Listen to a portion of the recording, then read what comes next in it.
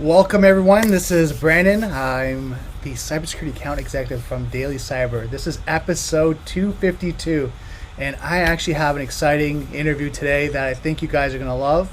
I've got Simon Law. He's a San Francisco-based entrepreneur experienced in payments, security, tokenization, and blockchain technology. He's CEO and co-founder of LoginID. Simon's passion and objective is to revolutionize the authentication, user privacy, and identity industry. So we're gonna have an amazing interview with Simon just coming up. A couple things I want to do, just a little housekeeping. I want to first thank you guys so much for being part of the cyber insecurity community.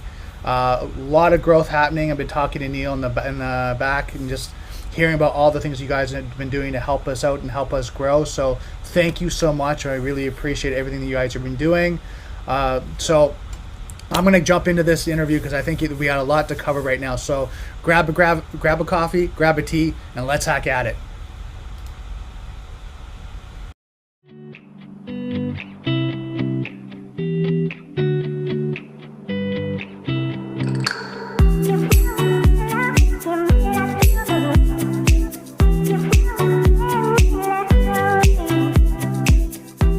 I'd like to thank our sponsor for this episode, Usato.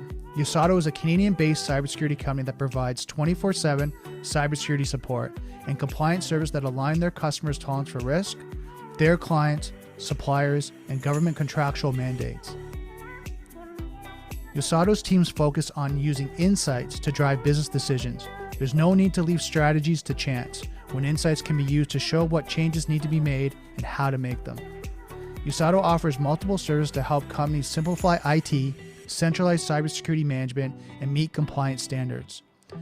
Usato can customize their service to work with your existing IT network and programs. For more information, contact Usato at info@uzado.com or visit their website at www.uzado.com. Hey Simon, how's it going? Hi, Brandon. Thanks for having me today. Oh, excited to have. Thank you so much. It's been great to have you here and just talk about, the new forms of authentication. So thank you so much. So how you been through the pandemic? Yeah, it's been a wild ride. Big adjustment at the very beginning.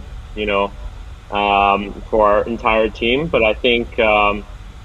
We've all adapted to this virtual work at home kind of environment. So, yeah, it's pretty good actually now that things that we've adapted to, our team is super productive. Unfortunately, the work-life balance is kind of blurred now. There's really no, 9 to 5 or ending of work and start of personal life. It all blends together, but it's the new normal now. Well, I mean, hopefully, knock on wood, in 2021, we kind of go back to some sort of normalcy. Absolutely. I'd love to do that. Yep. So let me first ask the audience. So if you guys are ready, let me know. If you guys have any questions, we've got some great moderators that are there just helping us to answer any questions, or at least provide me the questions you guys have so I can ask Simon. So start shooting away. We'll get Simon going. First, Simon, I really want to ask you to kind of get into this and educate the community and what's going on with that space. What was the need you recognized to start LoginID?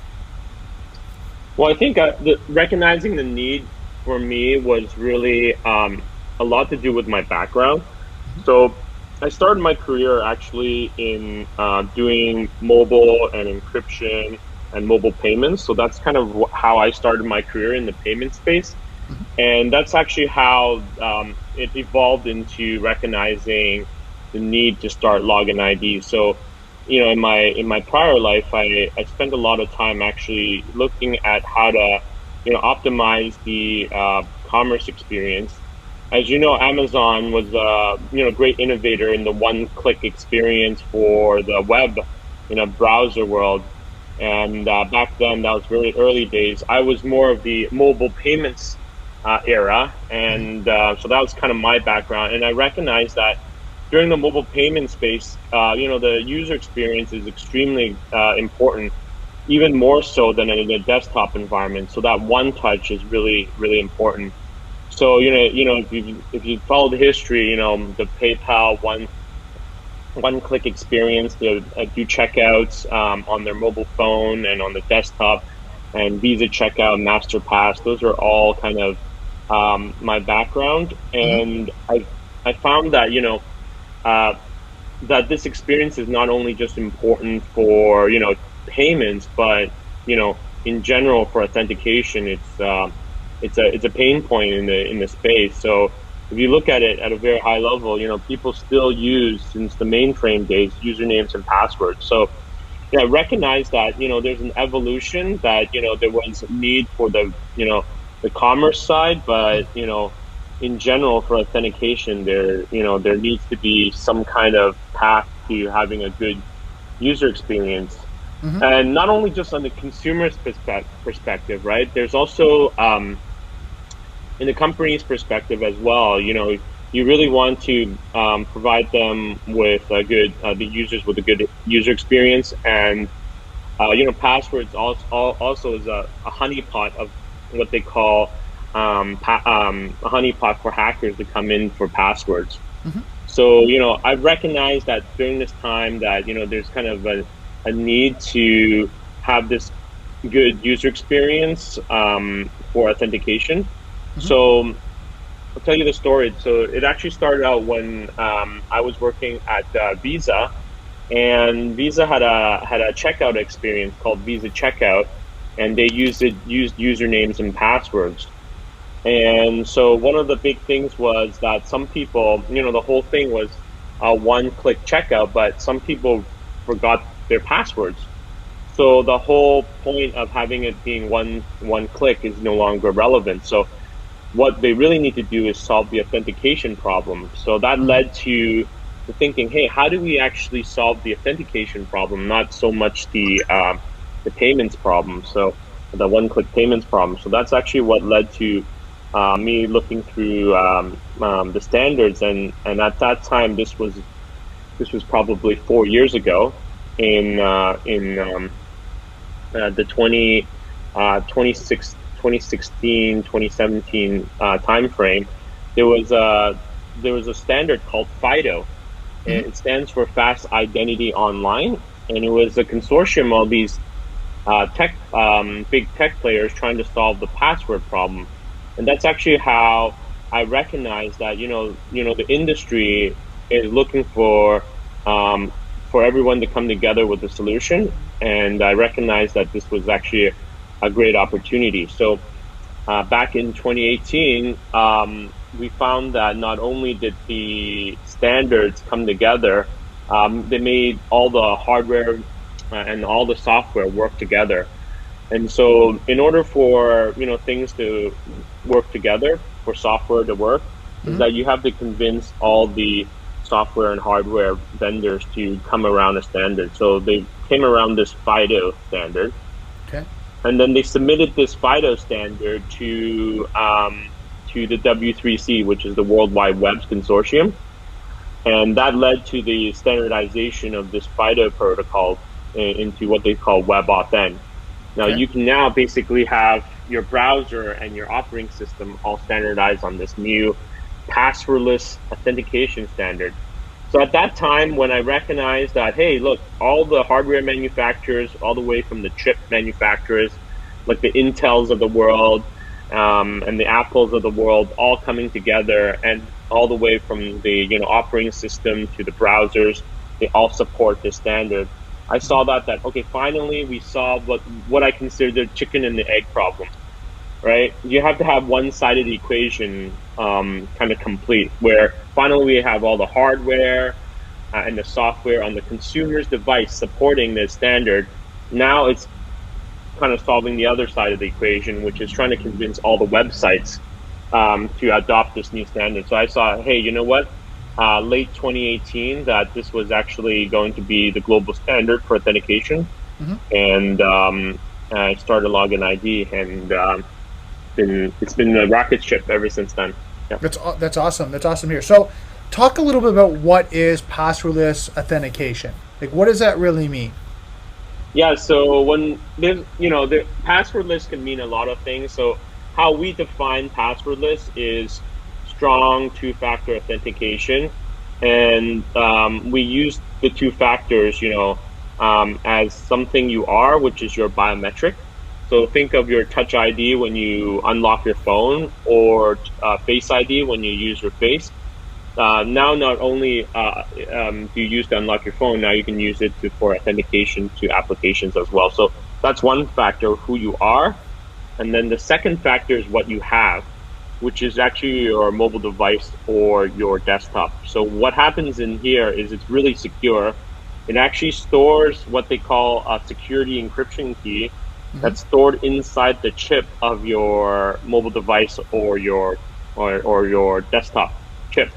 Okay. And then, so that's how the two-factor, it's something that you have, which is the security key inside your chip, and then something you are, which is your biometric. So that's how we face, thumbprint, whatever, right? That's right. And then instead of now typing in username, password, it's basically a one-click experience. You click on a button, your mobile phone's biometric comes up and says scan your face or scan your fingerprint, and then you're logged in or authenticated to any application. And the applications are kind of endless right now. So this is why it's so exciting. It's not just about logging in. You can process transactions, you can sign documents, you can execute something, make it start. So there's a lot of applications that can spawn from this strong authentication, which is very exciting. Yeah. Perfect. Now I have a question from the community. What are the big security risks with passwordless authentication? I've been reading that these can be bypassed at times.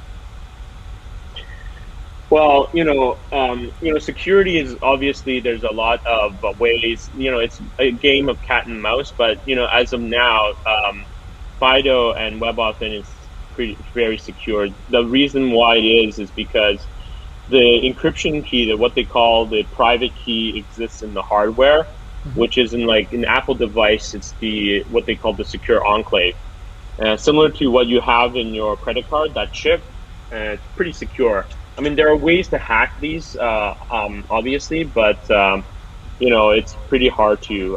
It's not someone you can find a hacker to do. It's pretty sophisticated ways to doing it. So, banking players, the government, especially in Europe, has recognized FIDO as a very strong authentication. So, there's always ways to hack a solution, but this is considered really secure. Yeah. Awesome. Thanks, Simon. Now, another question we're getting is, besides Face/Touch ID, what other good alternatives are there? Yeah, so it's really dependent. So this FIDO protocol is basically a way of storing and signing transactions. In terms of the hardware, there's actually many different ways in how you could use it. So right now, device support, for example, on your phone, it's the Apple's Face ID, Touch ID. Samsung used to have, and they still do, some of their older device uses Iris, which FIDO also supports. So Iris is one of them as well. And then on the desktop, you got a fingerprint scanner, and also you have an infrared, the infrared scan of your face as well. So those are the ways right now to do the FIDO biometric passwordless authentication. Okay, perfect. Yeah. So we've actually taken a poll in the community, and the question was, do you think we'll ever get away from using passwords? 71% said yes, 29% said no. So I think you're leaning towards, people think we're going to get away from it. Yeah, so that's kind of what LoginID is about. We're trying to move the needle, accelerate that process of moving people away from passwords. And, it does take a long time to move consumer, not only consumer behavior, but also, the companies and websites. But what makes us special is that, we make it super easy to use this, FIDO WebAuthn protocol, which is quite difficult to implement, and we layer on top of standard web protocols like OAuth 2 and OpenID Connect so that you can easily put it on your website. So it gives an opportunity to developers to start adopting this solution very quickly, and then eventually, we think that everything will go passwordless, because you really don't want to store, passwords on the server side. You really want to use what FIDO provides, which is the private key stores in your hardware device in a secure enclave, and then on the other side in the server, it's just a public key. So even if it gets hacked, nothing happens because it's a public key. Yeah. Right. Okay. So next question we have here is, what are some of the consumer behavior challenges you're seeing in the market? Adaptability, usability? I think more of it is it's kind of a surprise for that this is able. That I think there's at the beginning, I can show you actually, I can share my screen actually how that user experience is. It's just that because it's such a new protocol, most people don't anticipate when they click the login button that the fingerprint scanner comes up. I think eventually, as more and more applications start adopting it, it's the norm. So, give you an example, eBay started adopting the FIDO WebAuthn, mid-year last year. So when I logged into my eBay account, I just needed to swipe my fingerprint. So that was very convenient. And so once you have, big platforms starting to adopt, you'll find people start to get used to it. Mm-hmm. Just like similar to, with your mobile phone and people unlocking their phone, people will start to get used to using their face and their fingerprint instead of typing a PIN. Yeah. No, makes sense. Well, thank you guys for putting these questions for Simon. We're going to keep them coming. We're going to keep asking Simon. One thing I'm going to ask you guys to do, if you know anyone that wants to learn about passwordless authentication, message them right now. Have them come out and ask Simon a whole bunch of questions. I mean, we have Simon here for the next about 45 minutes. So let's kind of get him some questions. Let's educate the market on passwordless authentication. So I got a next question for you. How does passwordless authentication work with legacy technologies like AS400 that can't even support complex password schemes? Yeah, that's a good question. So what they do usually in those situations is they have what they call an IDP or identity platform where you authenticate and then you come up with an identity token like an OAuth 2 protocol, and then you send that token over, and then the legacy platform needs to somehow ingest that and say, okay, I recognize that that's already authenticated by a third party that you already trust. And so, for example, with LoginID, we would be the trusted kind of partner with, with an existing website or system. We would do the authentication and pass along a token, and then the old legacy system would need to somehow ingest that token. So then it offloads all the complexity of the latest specifications of authentication for FIDO and WebAuthn to us.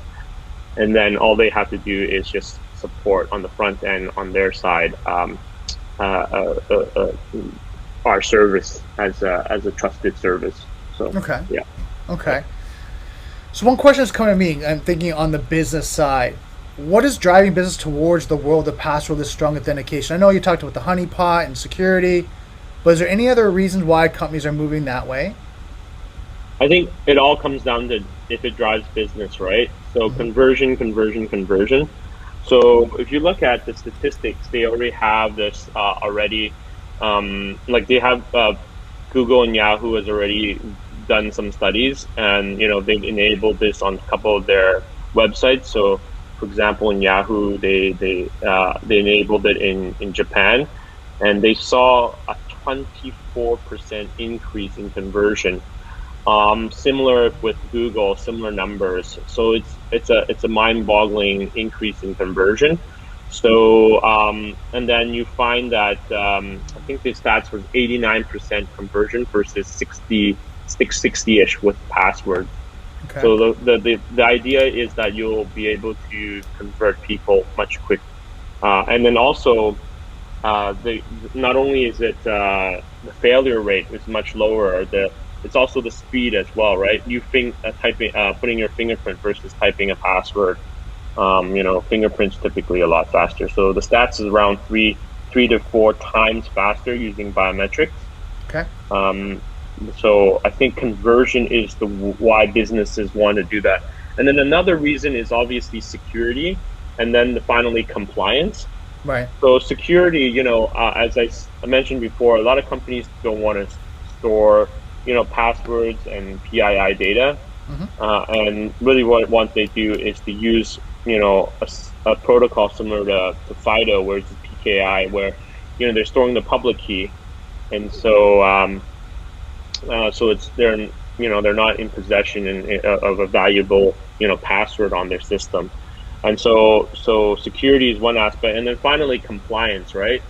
So, for example, in Europe, you need to be GDPR compliant, which means a lot of PII data needs to be secured, and passwords obviously PII data, and this eliminates the FIDO is GDPR compliant inherently because it's pseudo-anonymous. A digital signature that comes from your phone can't really identify who you are actually. So, so that's why, conversion, which is kind of the business case for it. You have higher conversion rates, faster conversion rates, and then obviously security compliance. Those are big reasons why you would want to move away from passwords. Okay, good to know. So, got some more questions coming in from the community. I don't use the biometrics on my iPhone, just an 11-digit password. But am I really safe? Question, because I'm using an iPhone. What do you think, Simon? Yeah, actually, even if you use the PIN, it's actually much more secure because what happens is the FIDO actually stores the private key inside the iPhone's secure enclave.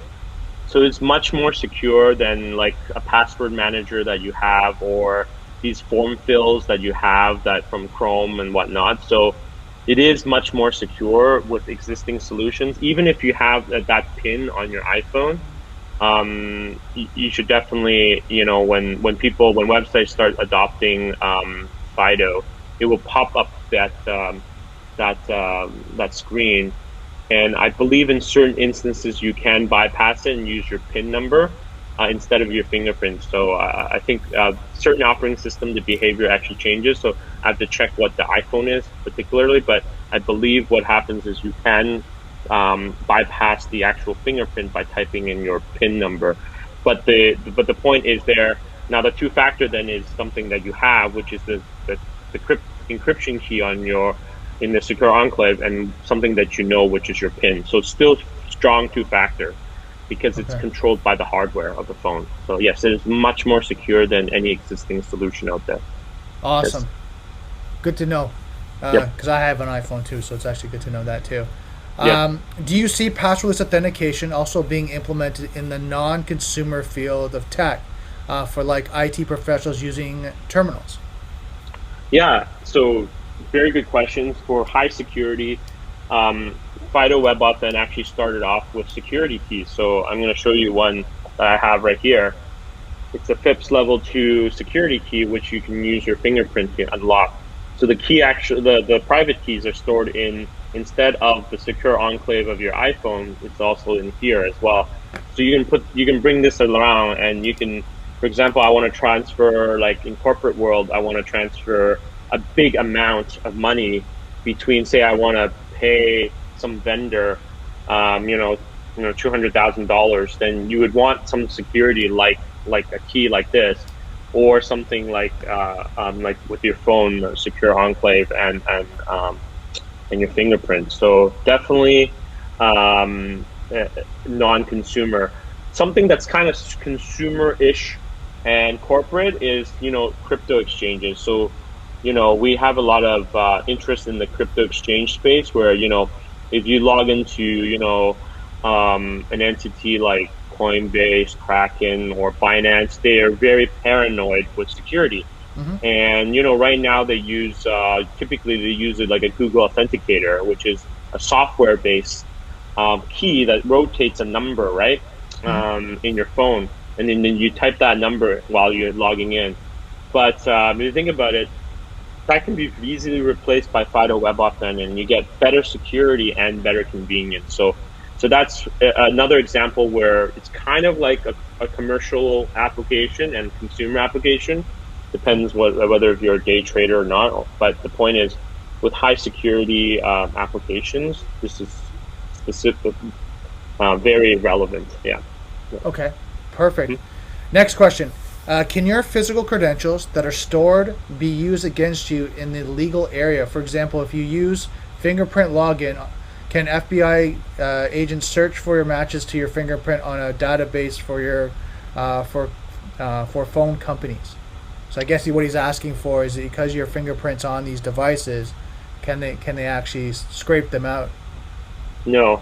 So that's the beauty of it. Well, so the key thing is, well, there's obviously there's ways to extract your fingerprint from like the oil and whatnot on your fingerprint scanner itself, but the actual template and all that is actually securely stored in that secure enclave. That's why you hear on the news where FBI wants to get access to this criminal iPhone, and Apple and the CEO Tim Cook says, no, we're not adding any backdoors in our hardware and software to allow you to get in. So this is the exact same thing, that we're using the same security of that iPhone, right? That secure enclave.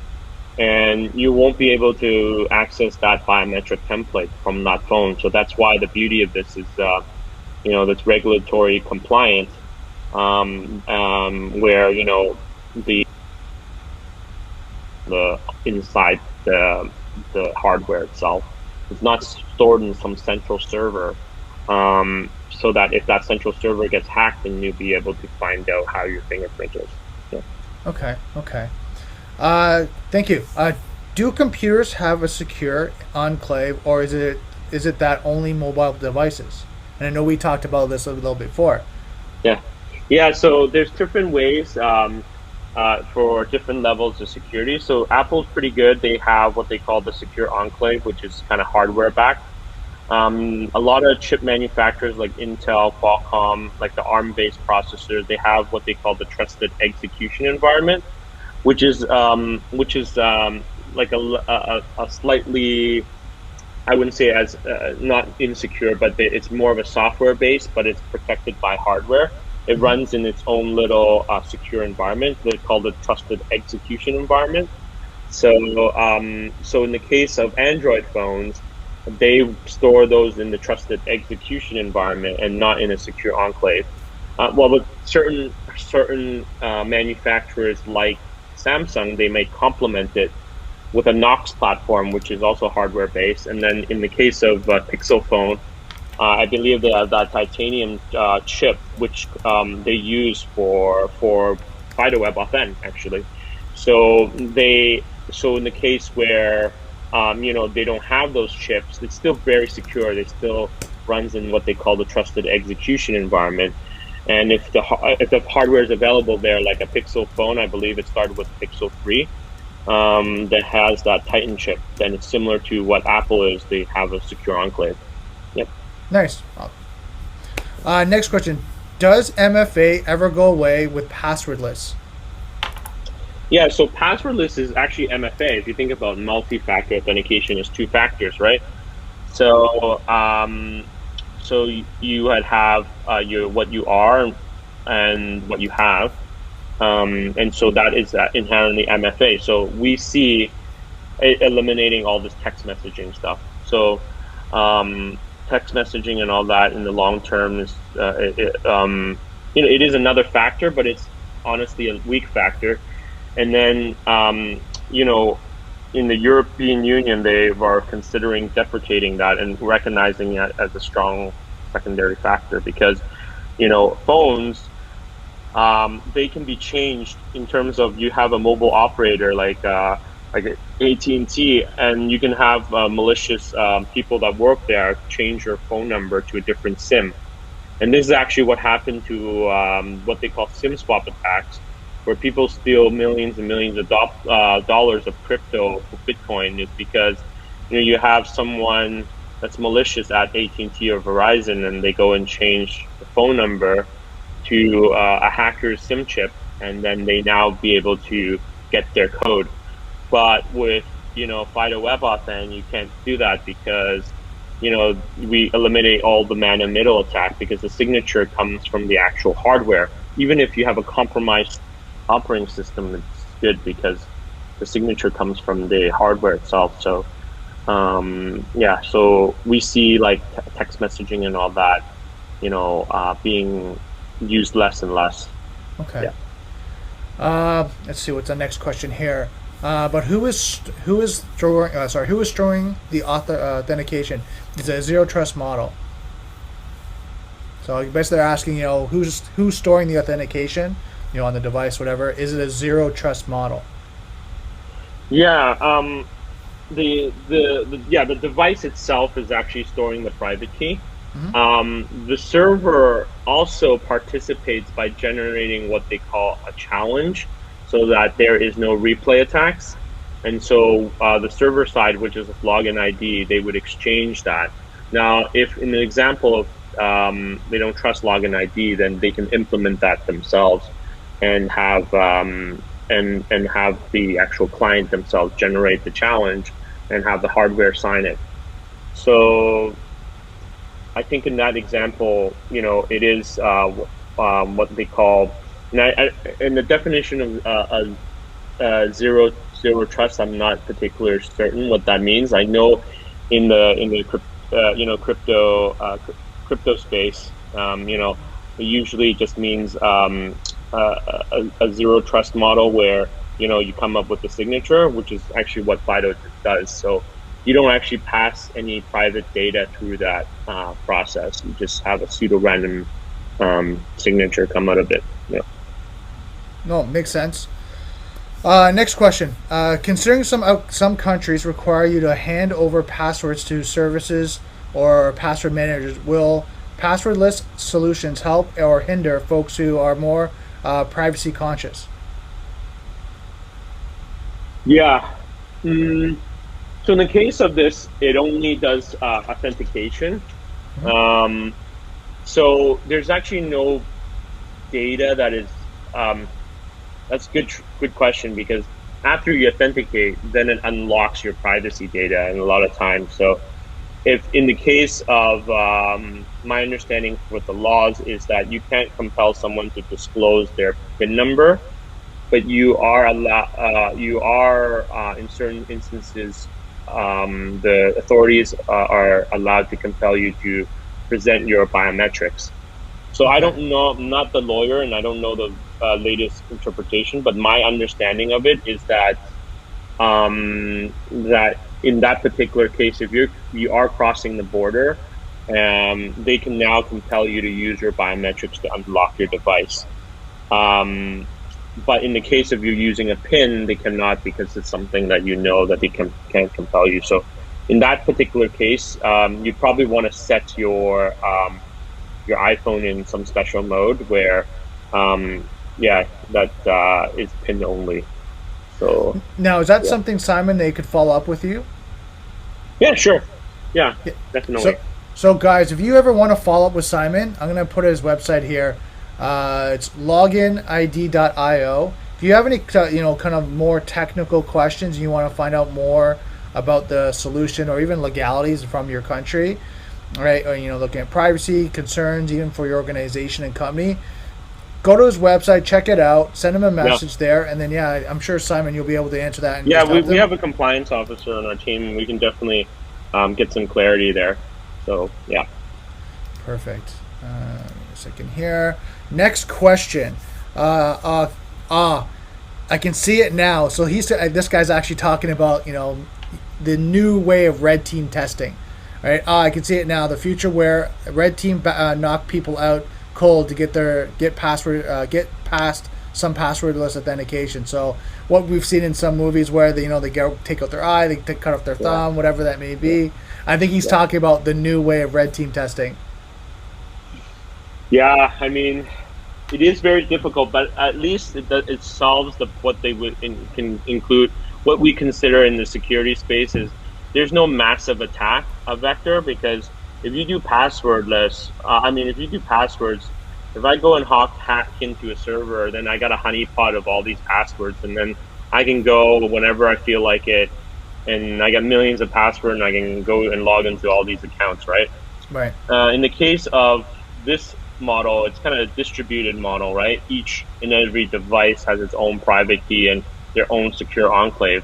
So, it's very unlikely that there is a massive attack where you can physically go into every single device. You have to be very targeted, and says, like, I want Brandon's device or Simon's device, and then go figure out where they live and be able to swipe their device in order to do it, right? So it's a much harder model because it's a distributed model, Right. to do a massive attack. So you have to go, device by device to do your hacking. Yeah. Which makes it a lot harder, right? Yeah, much harder. So you like in the movies, you have to go and rip the guy's eyes off or whatever, or their fingerprint to do that, right? It's not going to be easy to do it in a massive scale, right? So, Right. Yeah.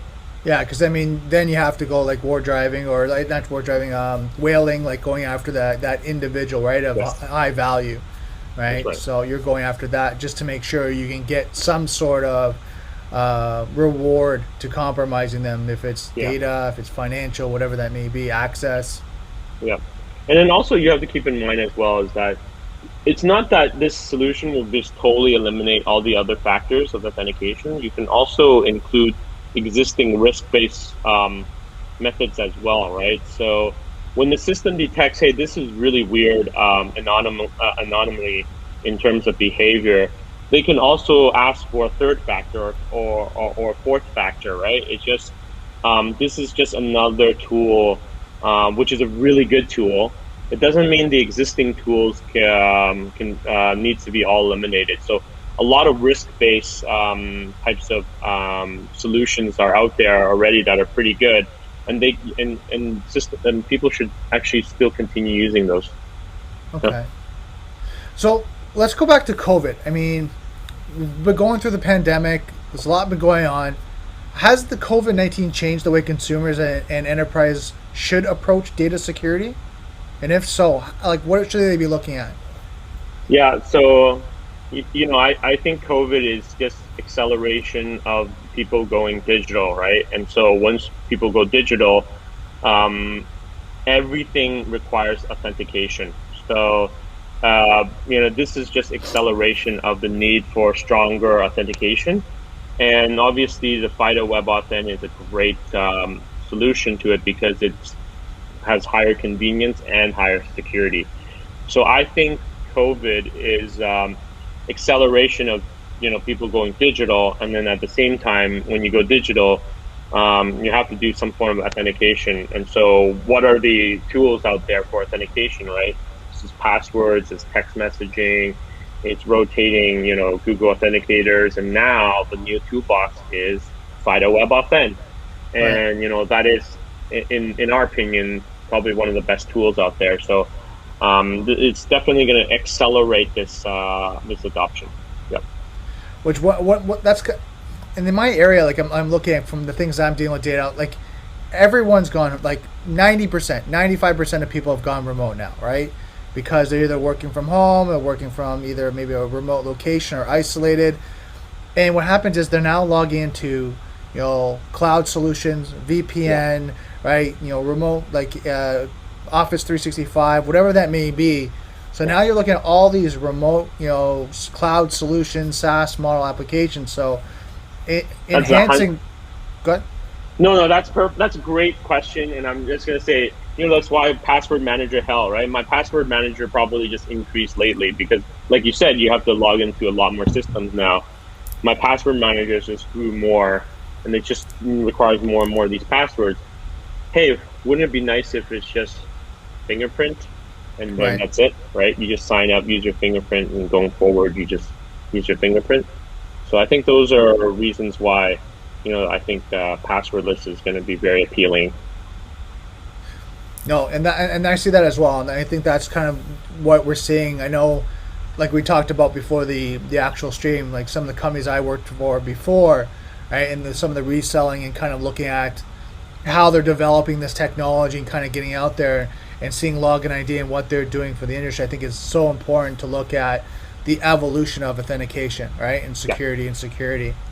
Now, next question I have for you is, we saw over 2020, 2021, the increase of compromises, people being attacked, ransomware.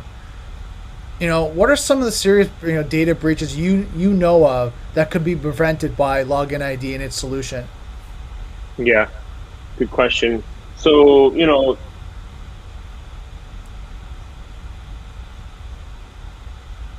kind of upgrade their systems. Back in the days, it was an LDAP solution. People started putting their identity within a corporation, at least. They use these old types of systems.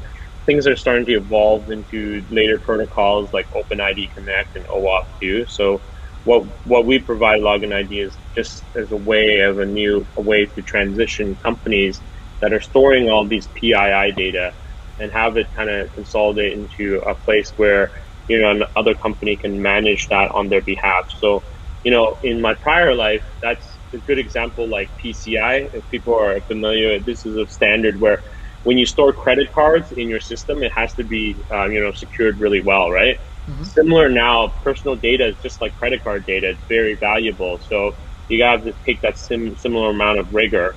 So what happens is you have companies like ourselves and others in the space trying to offload that problem to us so that we are kind of storing that and making sure that all the security is good and doing that authentication. And then the actual business is doing all the business logic and whatnot on it.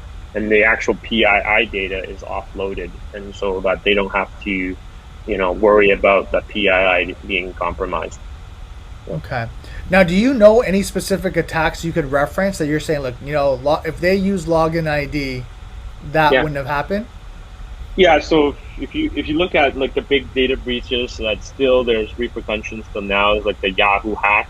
Mm-hmm. Yahoo got hacked a couple times, and a lot of passwords got exposed, and similar with LinkedIn as well. So, in the dark web, there's people talk about these honeypots of passwords that are still available. So that's why Yahoo, if you notice, they started migrating people to kind of the earliest days, some kind of two-factor authentication. It'll wake up an application, a Yahoo app, I think it's a weather application on your phone whenever you logged into Yahoo Mail. People don't really use that much Yahoo Mail, but that's how it is, how they get around the problem, because so many passwords got compromised. And because of that hack, people use the same passwords. They use that same password everywhere, not only for their Yahoo Mail, but for their banking, or some kind of checkout application, right? So they use that password over and over. So now that I know Brandon's email, right, that's Yahoo email and their password, I'm going to use that Yahoo email and password everywhere else. So I'm going to probably start with the biggest banks, Chase, Bank of America, or go try to your, Amazon account, whatever it is. And I'll probably be able to find one that you still use your old password, and I'll be able to get into your system. So that's kind of where FIDO WebAuthn, if they use that, there would be no password anymore. They would be storing a public key in there, and it's useless for a hacker because that public key is not only tied to that hardware, it's also tied to that particular website. Right. So they have to visit back Yahoo. If Yahoo, back 4 years ago, FIDO is just starting out as a standard. But if they had that before, then they would hack in, and you see all these public keys. It'd be useless. Even if they took that public key, they're going to have to somehow be able to take over their certificate as well and point the traffic to the hackers, and then at the same time use those public keys. So it would have been resolved if they had used FIDO back then. Yeah. Okay. Yep. Okay, we got some good questions coming back in. Is the hash template generated from fingerprints always in the same O's and 1s? So I think he's talking binary. Yeah. So you're talking about where the biometric templates are stored on the server. Again, in the FIDO WebAuthn standard, the biometric templates are stored inside the secure enclave, and so we never get access to it. So the private key and the biometric template is stored there. And as you know, even the government entities, FBI's, can't hack into those hardware devices to get access to it. Yeah. Okay. Wondered if I could somehow be extracted from System A. Could it in theory, be used to log into System B? Okay, yes. Similar question. If you steal the public keys for our private the FIDO web auth and you steal it, you won't be able to log in just because it's tied to a particular website. So if you go to Best Buy and you hack into Best Buy and you get all these public keys, you won't be able to do anything with it because if you present that signature when someone does Best Buy 2, for example, you created another website that looks exactly like Best Buy, but it has a 2 at the end, and you mistyped somehow and you typed in bestbuy2.com.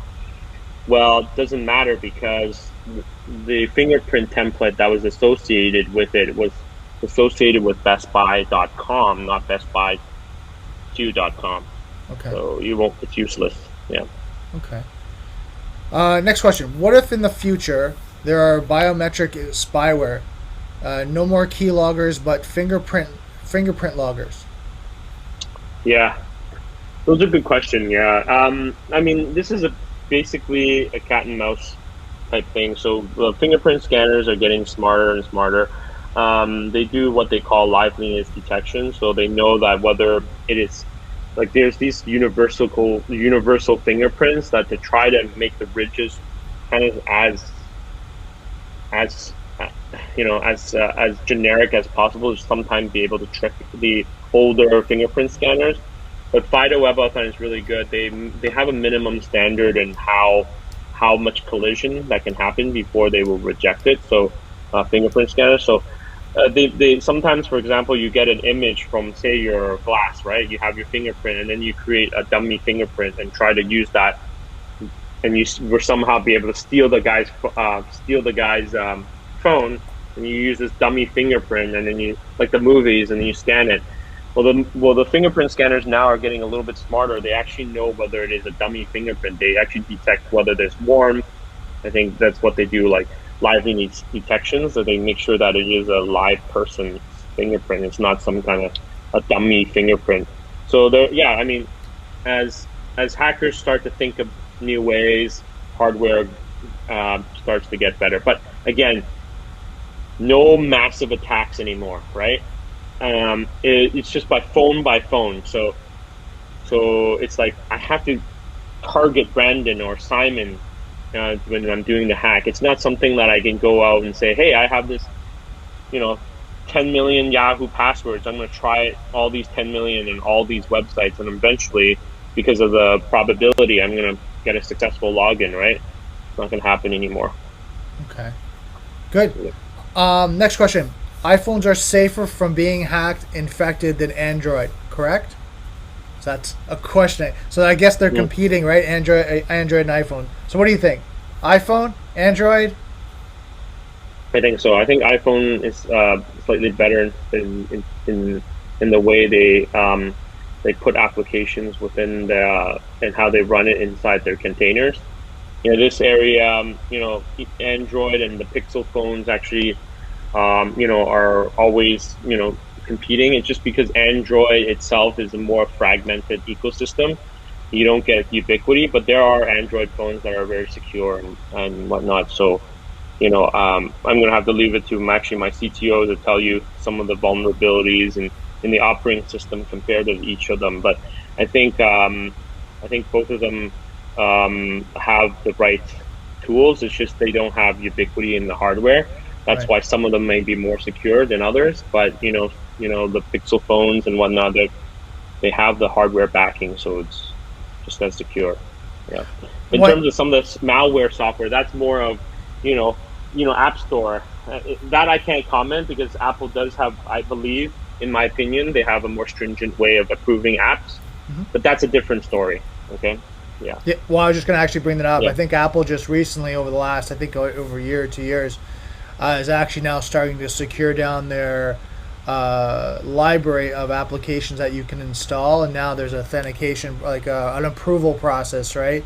I noticed when I was on Big Sur and my Mac, some of the applications I had to approve, and then there was a warning and all that. Other than that, if it was a third-party application, it was more challenging to install it, right? And it had to be written certain code. What was it? OBS, I think, was the studio. I was having problems with that for a while, and it's a streaming platform, and it was a problem because what happens, the new Big Sur updates wasn't letting it install. Yes, you're right, and that's where, like you said, they're starting to lock things down, make sure that applications don't have free reign on what they can use within the operating system. They have to get permission each time. So then, users have more control, right? Like why does suddenly your music application that runs on Big Sur need to use your webcam, for example, so you can decline it? And like you said, there's a lot of other fine-grained security aspects. For sure. As a summary, the worst compromised data would be the private key used, but not your biometric data. Yeah, I think keys itself. That's why people use keys, like generate public-private keys, is because you can revoke them, meaning you can generate new ones. But biometrics, you can't grow a new fingerprint, right? So can you? Yeah, actually, you're right. I mean, you can scrape off your fingerprint and it'll grow the same pattern. But I'm saying in general, you can't revoke that pattern anymore, right? But keys, you can. So it's much more problematic if you get your biometrics compromised than your keys, because keys, you can eventually tell the server, hey, Simon got compromised. Go revoke those keys and tell them to re-sign up the next time they log in. That's super simple for a system to do. But if you have a biometric, then that's a problem. But the good thing about this FIDO, again, is that you compromise that. It's really hard to compromise because, again, you have to go into the template, into the secure enclave to get to the template. And even in the template itself, it's stored in a way where I think one of the questions was whether it was hashed or whatnot. It's still stored in a way where you can't go back and figure out what the actual fingerprint was. So they're even in the storage of the biometric template. Even if you were to hack into the secure chip, you won't be able to do much with the template as well. Yeah. Okay. Perfect. Okay, guys, we're coming up close to the end. If you have any last questions, quickly throw them in. We might do a speed round with Simon just to kind of do some quick questions. Get them all in just before Simon has to go. I want to ask you, right, kind of last question for me. Where do you see cybersecurity the next 3 to 5 years? Right, if you're seeing all this new technology, this evolution, where do you see it? Well, obviously, we're putting our bets around this passwordless, and then also in identity, strong identity. So how we see the future is strong authentication with strong identity. So identity, I didn't talk much in this podcast about, but something that we're going to offer as part of our solution is not only we know that it's the same person logging in through FIDO WebAuthn, we actually know that it is Brandon and it is Simon.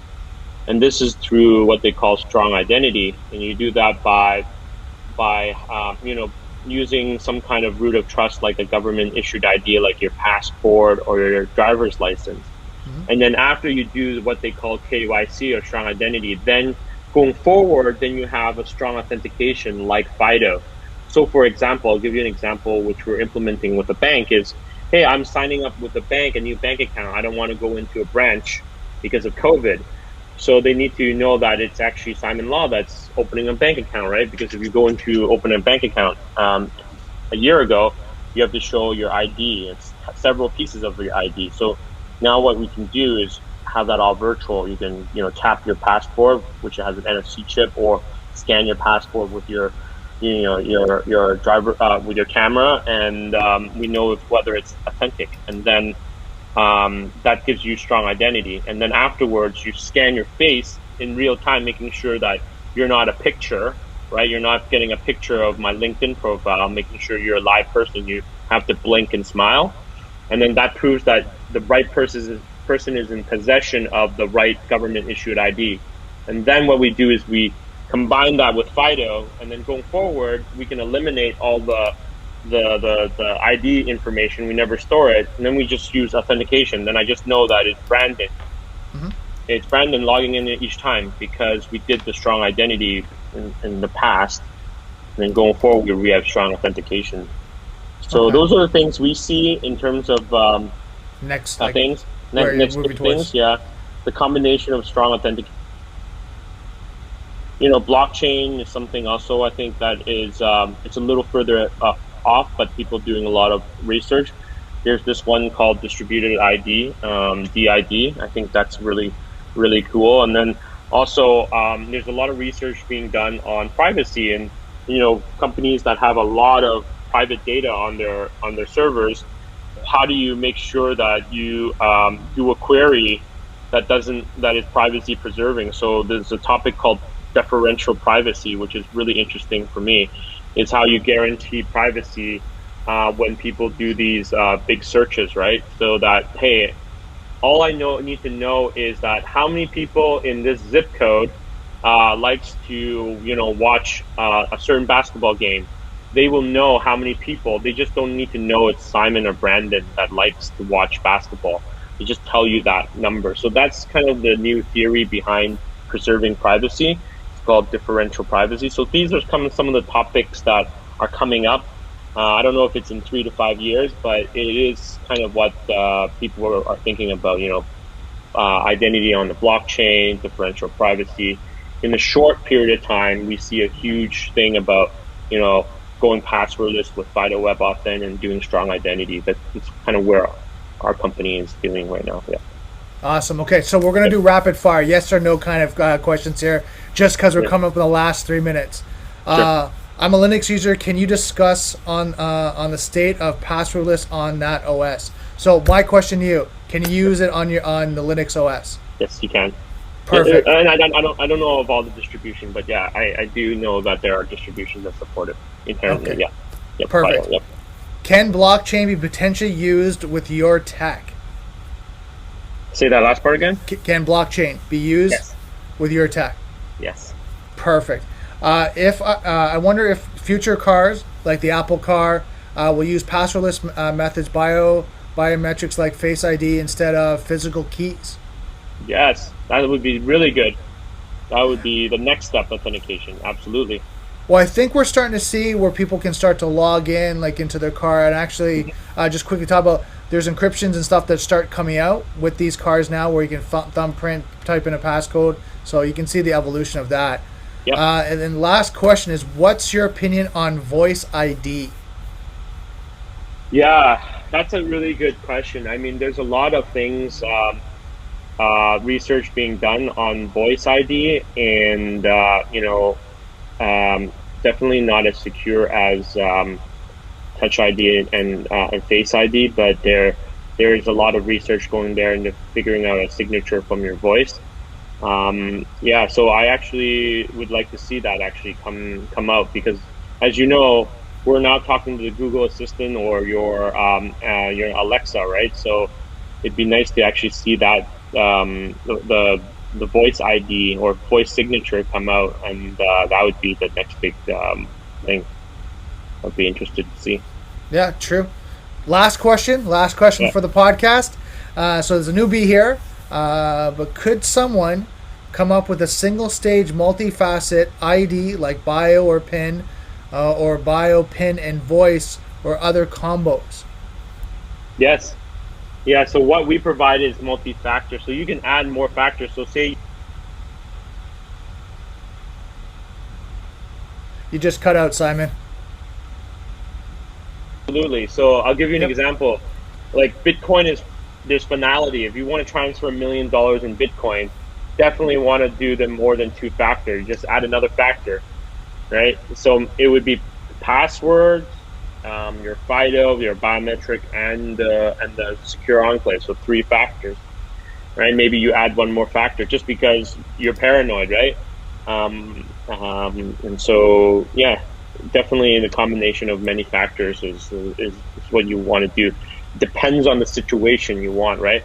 If you're just doing some kind of logging into some kind of news website, you can just have a very simple way of authentication. But if you want to transfer a big amount of money that has finality, like Bitcoin, right, you definitely better have many more factors. Perfect. Well, Simon, what's the best way to get a hold of you? Is it LoginID.io?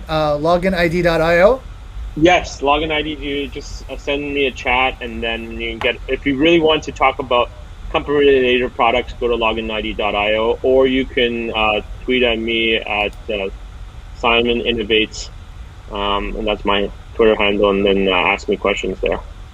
Perfect. Well, Simon, I want to first thank you so much for your time to kind of go through this and educate the community on, passwordless authentication and how it's evolving in the community. Next, I also would like to keep in touch with you just to how it's going for companies, organizations, for people, and just the evolution of technology. So please keep in touch. Let us know how's it going, the new innovations, autonomous vehicles, drones, you name it. Whatever you're working on, I'd love to hear it. Absolutely. Yeah, you will find actually our applications we'll be using in vehicles as well. So yeah, it's very exciting. Authentication can be used for many types of application.